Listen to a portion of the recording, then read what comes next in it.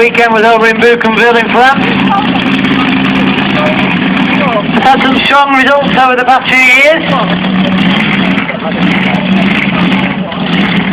He has got to catch the distance of 65 metres in order to take the win here this afternoon.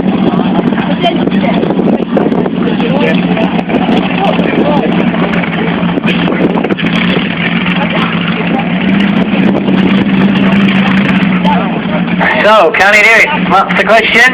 He'll be trying his damnedest.